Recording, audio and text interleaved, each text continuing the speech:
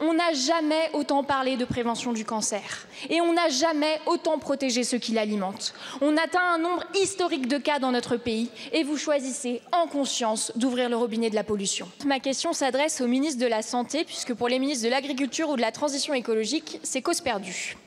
Il y a quelques jours à Genève dans le Rhône, l'usine BASF a été prise la main dans le sac. Des militants y ont découvert 250 kg de Fastac, un pesticide pourtant interdit depuis 2020.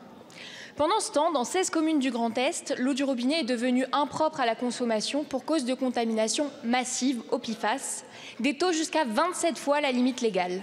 Résultat, des communes qui vont devoir acheter de l'eau en bouteille, bienvenue dans la France du XXIe siècle. Et l'eau en bouteille ne vaut pas mieux. On sait maintenant que Nestlé Waters et Alma ont eu recours avec la complicité de votre gouvernement, depuis au moins 2021, à des traitements interdits pour purifier leur eau dite minérale. À chaque fois, c'est la même mécanique. D'un côté, des lobbies puissants, financés, organisés, et de l'autre, des responsables politiques qui se couchent, complices des lobbies industriels. Et au milieu, des victimes, des milliers de victimes de cancer.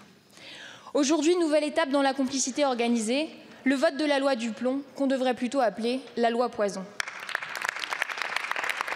Alors que les agriculteurs demandent des revenus décents, on leur propose une bonne dose de pesticides dans le sang. Monsieur le ministre, on n'a jamais autant parlé de prévention du cancer et on n'a jamais autant protégé ceux qui l'alimentent. On atteint un nombre historique de cas dans notre pays et vous choisissez en conscience d'ouvrir le robinet de la pollution.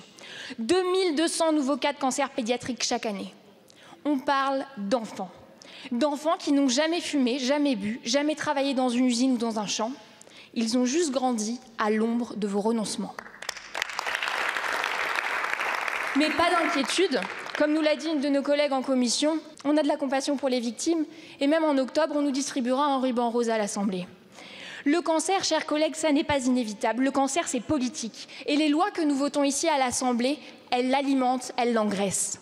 Ma question est donc autant pour vous, chers collègues, que pour vous, Monsieur le Ministre, entre les lobbies industriels et la santé de nos concitoyens, que choisissez-vous? Je vous remercie.